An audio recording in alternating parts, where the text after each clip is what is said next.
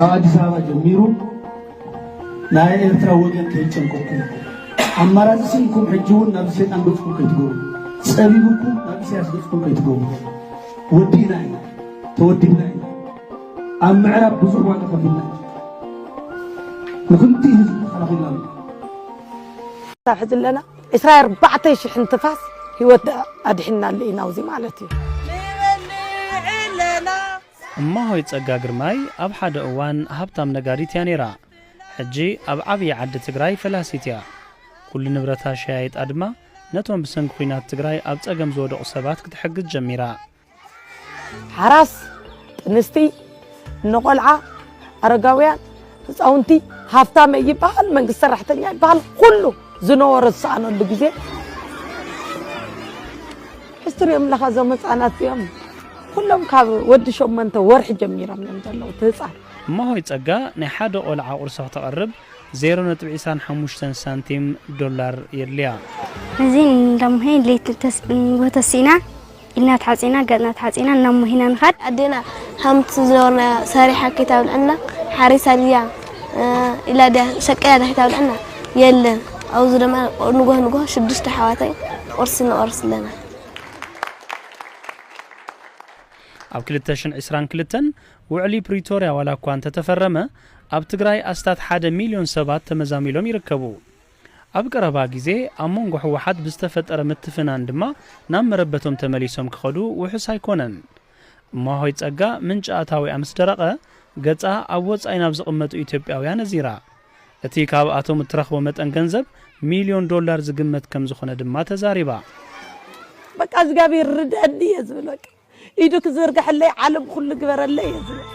እማሆይ ጸጋ መዓልታዊ ን3500 ሰባት ከም እትምግብ ድማ ገሊጻ እዚ ድማ ብዙሓት ህይወቶም ዘቐጽልሉ መገዲ እዩ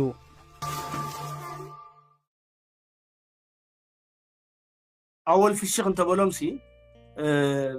ሽግር ዝተፈትሐ እዩ ዝመስሎም ዘሎ ኣወል ግን ሽግር እዩ ዝኣስር ዘሎ ሽግር እዩ ዝጥምጥም ዘሎ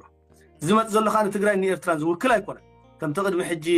ኣብዪ ሒዝካ ንተጋሩ ምህራም ዝነበረ ሕጂ ኻ ተጋሩ ሒዝካ ንኣብዪ ምህራም እዩ ኣብዚ ዝጠፍኡ ድማ ተጋሩ ኤርትራውያንን እዩ ካልእ ዝጠፍእ ዘሎ ይመስለን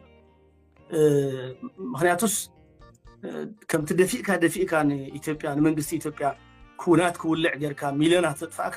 ሕጂ ኻ ደፊእካ ኣብይኮ ፕሪቶሪያ ኣብይኩም ምዕራብ ትግራይ ምምላስ ኣብይኮ ገንዘብ መሃብ ኣብይኮ ይዘባእሰኩም ዘሎ ኣብይኮ እንዳበልካ ንግሆን ምሸትን ኣብ ከውሕን ኣብ ሕፃን እናረኸብካ ንተጋሩ ካብታ ውዑል ዘላቶም ኢትዮጵያ ብዘይ ውዑል ፈሊኻ ንዘለዓለም ኢትዮጵያውያን ከም ዘይኮኑ ኤርትራውያን ከም ዘይኮኑ ጌርካ ኣብ ጎልጎል ምድር ባያ ዘላታ ስራሕ እዚያውን ዛረባ ኣለኹ ያጂ እዚያውን ዛረባ ኣለኹ እንታይ ይብሎ መስለካ ስፕሊት ኦፍ ሎያሊቲ ዝበሃል ኣሎ እምነትካ ሲ ይምቀል ስፕሊት ኸው ካብ ኢትዮጵያ ንእሽተይ ካብ ኤርትራ ንእሽተይ ከምኡ ዝበሃል ነገር የለን ሎያል ምዃን ሲን ሰዓት መቕሎ ይብልካ ሕጂ ዞም ሓደ ኣሕዋትና ተጋሩ ይመቕልዎ እዮም ዘሎ እንድሕሪ መቒልካዮ ስሌቭ ኢኻ ትኸውን ባርያ ኢኻ ትኸውን ማለት ሕጂ ንሎያሊቲ ናትካ መቒልካ ተውሕሱ ሕብረተሰብ የለን ፍላይ ድማ ሕጂ ከምዚ ናይ ትግራይ ተሓዋፂ ኩነታት ናትካ ስታንዳብ እዩ ወይ ኤርትራ በል ወይ ድማ ኢትዮጵያ በል ምክንያቱ ንኩሉ ዋላ ነተሰላልፋ ጽቡቕ እዩ ዝገብሮ ነዚ ድማ መተካእታ የድልየካ ካብ ኢትዮጵያ ተፈሊኻ ምዕራብ ትግራይ ብኩናት ክትመልሶ ትኽእል ኢኻ ትግራይ ረፈረንደም ጌርካ ሃገር ክትገብራ ትኽእል ኢኻ ኢትዮጵያ ወይ መንግስቲ ኢትዮጵያ ባንክ ደው እንድሕር ቢልዎ ደመወዝ ደው እንድሕር ቢልዎ ኤሌክትሪክ ደው እንድሕር ቢልዎ መጓዓዝያ ደው እንድሕር ቢልዎ ኣየርላይን ደው እንድሕር ቢልዎ መተካእታ ኣለካ ድዩ ነቲ ነስመራ ክኸደ እትብሎ ዘለኻሲ እዚአን ኣዳሊልካ ዲ ብውሕዱ እዚአን ተዳሊልካ ክኾ ፀገም የብልና ንሕና ህዝቢ ትግራይ ናብ ሓደጋ ክኣቱ ኢና ዘይንደ ኣወል እዚአን የዳልወልካ ድዩ እዚአን የዳልወልካ ተኾይኑ ሽግር የብሉን መንግስቲ ክትከውን ጥራሕ ተዳሎ ትግራይ ሲኢናቶ ዘላ ብፕሪቶሪያ ክትረኽቦ ይከኣለትን ኢልካ በቃ ግበር ድሕሪ መተካእታ ኣለካ ኮይኑ ማለት ግን ኣይመስለን ሻዕብያ ነዚ መተካእታ ዝኸውን ትካል ኣይኮን ካብ ኢትዮጵያ ብዘይ ሕጊ ክበትከካ ኣለዎ ብሰሜን ድማ ናቱ ባርያ ገይሩ ሕዘካ ኣለዎ ስለዚ ሕጂ ንሱ ዝደልያ መሊካ ኢትዮጵያውን ድሕሪ ኮይንካ ክትዋግኦ ኢኻ መሊካ ኤርትራውን ድሕሪ ኮይንካ እውን ክትዋግኦ ኢኻ ሻዕብያ ዝደሊ ሕጂ ኣብ መንጎ ክትከውን እዩ ዝደልያ